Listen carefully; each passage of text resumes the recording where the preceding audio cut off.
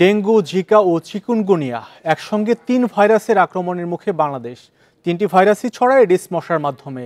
IEDCR জানিয়েছে এবার ১০ জনের শরীরে জিকা ভাইরাস পাওয়া গেছে। এডিস মশা নিধনে সর্বোচ্চ গুরুত্ব দেওয়ার পরামর্শ চিকিৎসকদের।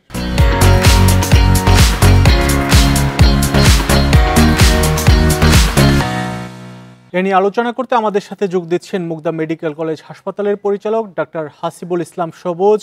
জনাব হাসিবুল ইসলাম সবুজ, আপনাকে স্বাগত। শুরুতেই একটি বিষয় জানতে চাচ্ছি, এমনিতেই শীতের সময় ডেঙ্গুর প্রকোপ আমরা দেখছি, এর মধ্যে জিকা, চিকুনগুনিয়ার কথা শোনা যাচ্ছে।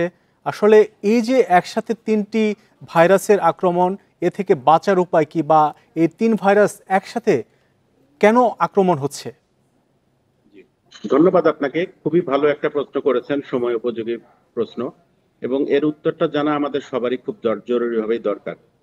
এই ৩টা ভাইরাসেরই যে জিনিসটা কমন, সেটা হলো এই ৩টা মশারই যে রোগেরই যে জিনিসটা কমন, সেটা হলো ৩টা মশাই যে ভাইরাসগুলো দিয়ে আমাদেরকে আক্রমণ করে, সেই ভাইরাসগুলোর একটাই বাহক। সেই বাহকের নাম হলো এডিস মসকিউটো, এডিস মশা। এই এডিস মশা, একটা মশাই ৩টা রোগকে নিয়ে আমাদেরকে ছড়িয়ে দেয় বিভিন্ন জায়গাতে।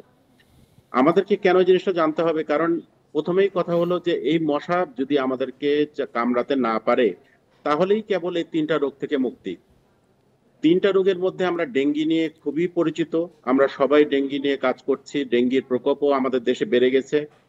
কিন্তু আমরা অজানা যে রোগটা আমাদের নতুন করে এবার এই বছর আক্রমণ শুরু করেছে, যেটা 2014 সাল থেকেই আমরা বাংলাদেশে ডায়াগনোসিস করতে পেরেছি আইইডিসিআর এর মাধ্যমে, সেই রোগটার নাম হলো জিকা।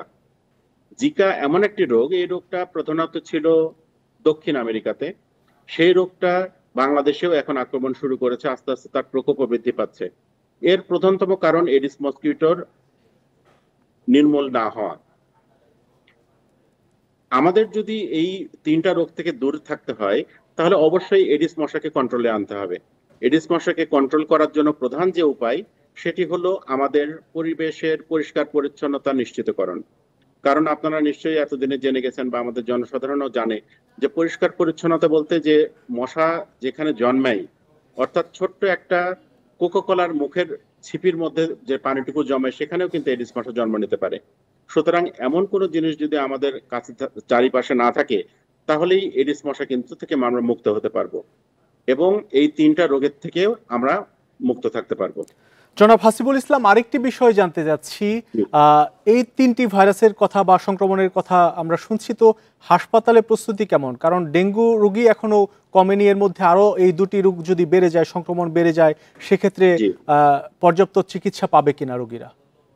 জি, বাংলাদেশের আমরা প্রত্যেকটা হাসপাতাল, এবং ঢাকাতে মুগদা মেডিকেল কলেজ হাসপাতালের কথা আমি বলতে পারি, আমরা সম্পূর্ণভাবেই প্রস্তুত এই অর্থে, আসলে ভাইরাস বাহিত কোনো রোগেরই সঠিক চিকিৎসা নাই।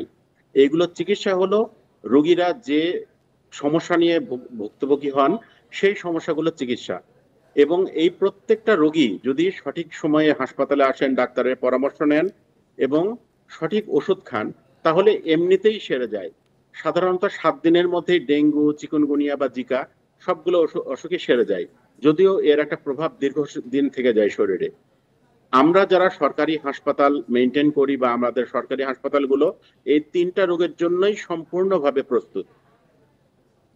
জনাব হাসিবুল ইসলাম, আপনাকে অনেক ধন্যবাদ আমাদের সাথে যুক্ত হওয়ার জন্য। ডেঙ্গুর পাশাপাশি চিকুনগুনিয়া এবং জিকা ভাইরাসের সংক্রমণের মুখে বাংলাদেশ, এ নিয়ে আমাদের সাথে কথা বলতে যুক্ত ছিলেন মুগদা মেডিকেল কলেজ হাসপাতালের পরিচালক ডাক্তার হাসিবুল ইসলাম সবুজ।